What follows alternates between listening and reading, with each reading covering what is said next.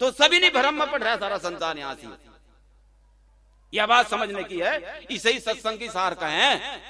यो है सत्संग की सार। बाणी तो तुम सारे गहरे मुझे पता कुंजी थारे बेत नहीं कि थारे पैर भी लड़ खड़ा हुआ थारे पे वजन ही नहीं ठोया जाता। पर जब उन्हें लगा वहां एक भी नहीं लगती। पुज्जी काली कढ़ाई करी तमन को देखे पंडित जी लगी अग नहीं। अरे पुज्जी तमने कढ़ाई तमने करी घी तम लाए हलवा तम न बनाया। अरे वो बेचारा सुअर सावर का बच्चा तम न मारा। और पूछ रहे पंडित को नुको देखे कढ़ाई मारी लगी कि नहीं लगी।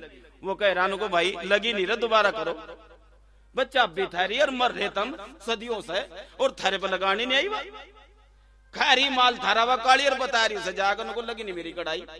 बस तुम तो नरक मड्डू भी कमरोगे फिर तो तुम न गुरु भी खींच लिए। क्यों गुरु भी थारे का हो जा नुकर लगे रहो पर कहीं करो जाओ जो कुछ करना था। मैं गुरु ने तो दे दिया नाम बढ़िया कहानी चल रही है तो बेचो जाओ। नाम तो किसी की माँ की हिम्मत नहीं जो दे दे। नाम थारे भीतर जगाना पड़ेगा तुम तभी तो तुमने सस्ता सोच रखा है। नुको भूल गए गुरुजी दोबारा फेर दे दो नुको रुपए दर यहाँ पे रटका फिर उतना ही पूजा बस ठीक है बोल रो जा रोज की रोज आओ जा देख हम भी कितनी बार बोल लगा। अगर नहीं है जब देखा दिहाड़ी रोज की जा रही भाई नुको जी बस ही तो पक्का होगा याद। अगर नहीं है तो सुमरण कर रहा मैं पूरा सुमरण के माने याद है। एक बार याद होगा बस याद है। तेरी वस्तु तेरी मेरी वस्तु मेरी। इसमें बार बार पूछने की लोड़ क्या है, हैं? और जब बार बार पूछ रहे तो अभी मतलब चाबी लगाना नहीं चाहते। अभी तो देख रहे कोई थोड़ा सा मिल जाए तो ठीक है नहीं तो अपना जान दो। तो इस देवलोक के अंदर जो आप लोग बैठे हो अब मुझे बताओ पूजा किसकी करोगे। इब्जा भी करोगे देवता की पूजा। अरे देवता तरस रहे कि इस लोक में आने वाले कब तू अपने सत मार्ग को पकड़े कब तू जोत में जोत मिलावे। जब ये जोत में जोत मिलता है अपनी जोत को पकड़कर सत में मिला दे। जहां मेरा कहरी कहे मेरा रविदास की चली जोत में जोत मिली। मेरे सतगुरु सैन दई अब आकर जोत में जोत मिली। तो मैं अपनी किरत करते मैं पराई किरत नहीं करते। पराई किरत करने वाला शूद्र है। जो पराई किरत करता फिर रहा वो शूद्र है।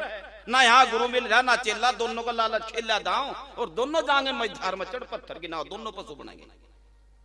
क्योंकि व्यापार समझ लिया है। बस यहाँ से आऊंगे पसीने भी जा सत्संग में नहीं तो जुज्जू क्या हमें जैसे पहलवान रोज घर बैठक मारा खाड़े में जाकर लगा पता जब पिंडली काम पे क्योंकि दूसरा भी सुडोल घात का खड़ा। ऐसे ही सत्संग ज्ञान का युद्ध है। इस ज्ञान के युद्ध में जो भी ठीक दिशा देकर अपने पद पर खड़ा है बस वो तो वही सत में खड़ा। सत का खंडन किसी को काल की मां पर नहीं होता। सत का खंडन साढ़े की काल की थोपड़ी टेक को जहाँ रोज यहाँ माता टेक अर्थम तो जरा कुछ हो जाना है पर छोड़ दो गुरुपुर को बार पर कुंचा। हम तो वही चलेंगे उस पर काली पर लेगा झाड़ू। हम तो वही जाएंगे लेगा लड्डू और भेंट जाएंगे लेगा उसकी। और जिस दिन तक इसके उसमें गए थे ना हम सत्संग में हमारा पजीता हो रहा हमारे जाकत को बुखार हो और किसी का यो ठीक ही नहीं होता। किसी के दाने से लिगड़ रहे बड़ी माई बताओ जाओ से बस भाई इतनी देर का सौदा था रहा तो बात ठीक नहीं लगी। पता नहीं लगा कि क्या खोजने के लिए आ रहे हैं। तो सदगुरु जो अगम घर है वो अखंड न्यारा है। सदगुरु रविदास जी महाराज कौन थे? वो निर्गुण भक्ति के दाता थे। इस भारत में ब्राह्मणवाद ने बौद्ध को नहीं टिकने दिया। राजा था उसको गुरु स्वीकार नहीं किया। जैन महावीर को नहीं टिकने दिया। वो भी क्षत्रिय था वो भी राजा था। उसकी जड़ें उखाड़ कर फेंक दी। बौद्ध की जड़ें उखाड़ कर फेंक दी। महाराज रविदास जी ने काशी में ही दुकान खोली। किस बलबूते पर खोली? और उसी ब्राह्मणवाद को जो सारी दुनिया में जिसका आतंक छा गया था उन्हें स्वीकार कर दिया मजबूर कर दिया चरणों में माथा टेकने के लिए। उस सत्य को उजागर किया कि सत्य क्या है। आज इस बात को हमें आगे खोलनी पड़ेगी। तुम यंत्र कड़ी न रहे तुम हीन भाव में धसे खड़े कि हम चमार हैं हम नीच हम छोटे हैं। हम कह रहे चमार सारे हैं पर नु बताओ भी जा तुम इस देवलोक में जब ये देवता मिट्टी देवता जल देवता अग्नि देवता पवन देवता आकाश देवता रजोगुण देवता सतगुण देवता तमोगुण देवता तो इनमें ऊंच नीच कौन सा है? तुम गरीब कहां तो हो भाई? जहां तो कोई गरीब है तो बताओ मुझे तुम भी और कोई महात्मा भी हो तो। या गरीब भी कहां तक बैठ रखी तुमने बीच में? तो जितने भी ब्राह्मणवाद जहां तक खड़ा हम तो एक ही मतलब सगन में कर चित बता तू कहां को जागा। अब इस देश में खड़े होकर सदगुरु को समझना है। सदगुरु क्या चीज है? नानक देव जी का मंत्र एक ओंकार और आगे उसकी व्याख्या हुई कि सतनाम। उस सतनाम के जानने वाला जो इशारा हुआ वो कर्ता पुरुष निर्भय निर्भैर। भय किसका? जब तुम सत में आगे जब तुम्हें सत का ज्ञान होगा तो भय फिर किसका? अभी तो तुम काली दौड़ी में फंस रहे। निर्बैर। अब बैर किस तरह करूं, सब में वही हाथ दिखाई दे, या चाबी कोई बिरला लगा वो तो चमार ही लगावगा, और के माँ के बस की है नहीं बात। या चमार घर में जाकर अमर होंगे, और कोई घर ऐसा नहीं जिसमें जाकर अमर हो जाओगे। चामी के बच्चे चाम के घोड़े चाम के आती, सारा संसार चाम का खड़िया, और चमार कह रहे तमापड़े वाले मंदिर को तुमने साफ क्यों नहीं करया, अपनी सत्ता क्यों नहीं मानी, अपने सदगुरु को क्यों नहीं मतलब तुमने समझा, इसलिए तुम अपने आप को हीन समझे बैठे हो। निर्भय निर्भय अकाल मूरत।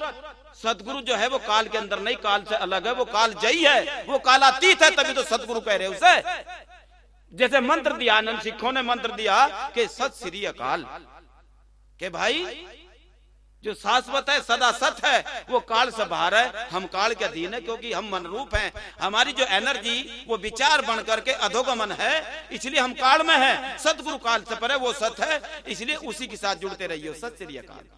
और यहां से अगर युद्ध का नारा दे जा कोई तलवार खींच लेंगे, उनको जो बोले सो निहाल सत श्री अकाल। ये युद्ध का नारा नहीं है, ये तो शांति का प्रतीक है, ये तो धर्म का प्रतीक है। लेकिन मैं ये कह रहा कि प्रतीक जो है वो पुराने हो गए, आप लोग सांप्रदायिक हो गए, सत्य को भूल गए, तो आपके हाथ लगी सिर्फ एक मुर्दा लाश। आ रही बात समझ में नहीं जो मैं कह रहा हूं? थर तक आ रही समझ में बात? या कहीं इसमें कोई धोखा तो नहीं हो रहा? अकाल मूरत अयोनि से भंग। और जो सत जिसको सतगुरु कह रहे वो जन्म मरने में नहीं आता, वो जोनी में भी नहीं आता, वो तो अखंड न्यारा का न्यारा है। तो कौन कहे महाराज रविदास जी ने यहाँ बच्चे बनाए, जिनने बच्चे बनाए वो टूट गया, वो गृहस्थी हो गया, उसे घर सती कहेंगे। वो सतगुरु का शासन पकड़ के उसकी घर सती सत की होगी, जोगी का जोग सत का हो गया, सन्यासी का सन्यास सत का हो गया, वानप्रस्थ की वानप्रस्थ सन्यास उसमें सत में होगी। और जब सत हमने पकड़ा ही नहीं है तो हम तो नरक के बंदे रह गए, अपने वाले शासन पकड़ रखे हमने। अगर नहीं है तो वो नरक में ही नहीं रह गए वही। तो सदगुरु अखंड ज्योत है, वो जन्म ने मरने से न्यारा, जन्म ने मरने में नहीं आता, वो तो चोला धार का जक्कू देखने के लिए आवे। तो महाराज रविदास निर्गुण भक्ति के ज्ञाता थे, निर्गुण भक्ति के मालिक थे। सरगुण जन्म ने मरने में खड़ा है, ईश्वर जन्म ने मरने में है, ये देवी देवता जन्म ने मरने में खड़े। अगर इनकी भक्ति करोगे तो ही नरक भोगना पड़ेगा। जो सदगुरु का शासन पकड़ लिया तो वहां काल को भी माथा टेकना पड़ेगा, साले को रोज रोज माथा टेकना पड़ेगा। तुम किसकी बात कर रहे? तुम ही नहीं कह रहे सदगुरु को काल निवावशीष, तो सदगुरु को ढूंढना पड़ेगा। अब उसको 6 लाख कोस दूर बैठकर पाप करियो, वहीं पर जाकर लिख दे लिखाओ नु कहें। अब महाराज रविदास जी का जो रूप है वो स्वामी समनदास जी महाराज के चोले में आई हुई है, वो अखंड ज्योत है। आज ब्राह्मण क्षत्रिय वैश्य शूद्र जाट गुज्जर लुहार कुमार बलार मुसलमान यहूदी क्रिश्चियन उनके पीछे भाग रहे हैं। क्यों भाग रहे उनके पीछे? कौन है मैं, इस बात को मतलब समझना होगा। वो निर्गुण भक्ति का मालिक है, निर्गुण है अपना स्वरूप, अपने स्वरूप में गुण नहीं है उसको, वो जन्म ने मरने से रहित हो जाता। सदगुरु अखंड ज्योत है, उस अखंड ज्योत का शासन पकड़ेंगे तो गृहस्थी गृहस्थी सत की हो जाएगी। औरत और मर्द एक बात पाएंगे, एक देश में खड़े हो गए, एक देश में मुक्ति है, सर्व देश में बंधन है। आई बात समझ में? बच्चा बच्चा औरत मर्द एक वचन पर सतगुरु के खड़े, फिर तुम बाणी गाओगे तारे एक नाम लगे रहेंगे सतगुरु जी, एक ही वचन खड़े रहेंगे, पर खड़े नहीं होते। क्योंकि सतगुरु भी सोच रहा दुब्बन दबरा सब भेगू, जो मतलब सत का है उसे फिक्र है। सतगुरु सिर्फ शिक्षक ही नहीं है, वो शास्त्रा भी है। शिक्षा तो कोई भी दे जगह का आजा ले ला नाम, अपने डेरे बनाकर बैठ जाएंगे। क्योंकि सच्ची बात समझ ली, जो आपको शास्त्रों से, जो आपको भाषा कोश से शब्द मिले हैं वो नाम नहीं हो सकता है। ये तो इंगित है, इशारा है। जैसे कह दिया आग, तो आग शब्द जो है आग नहीं है, शब्द को एक तरफ हटाना पड़ेगा, आग तक पहुंचना पड़ेगा। पानी शब्द है, 32,000 भाषाओं में 32,000 नाम लो, जब प्यास लगेगी नाम सब एक तरफ हट जाएंगे, तब पानी तक जाना ही पड़ेगा। यह बात है समझने वाली। सदगुरु तो तुम्हें शपथ दे कि मेरे हो या नहीं हो, अगर मेरे हो तो नाम तेरे अंदर फलित हो जाएगा। जब मेरे से वृत्ति लग गई तो अब सब पाखंड को काट गया। अब पशु वाली उसकी वृत्ति नहीं रही, वो अपने कर्म पर रुक गया। मानव को तो मरना पड़ेगा, तो मनुष्य जीवित मर गया कि नहीं मर गया? मनुष्य अहंकारी तो है, जो जब अहंकार गिर गया तो अब इसमें परमेश्वर की झलकी आनी शुरू होगी। तभी तो कहे इसकी तो साधना सत में तो महात्मा है, तो परमात्मा है, ये तो परमेश्वर है। इसका तो वचन खाली नहीं जाता, वचन खाली नहीं जाता कि वो बद्दुआ नहीं देता किसी को। जैसे नाथ संप्रदाय का बोलबाला बढ़ा तो गोरखनाथ ने जो ध्यान की विधियां दी थी वो इसलिए दी थी कि विधियों के द्वारा आप अंतर्मुखी होने में आपको मदद मिलेगी। लेकिन हम बाहर की विधियों में इतने फंस गए, कनपटे जोगी बन गए। इसका मतलब क्या था?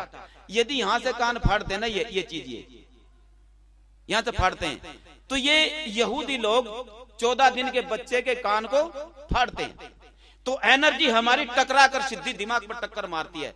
तो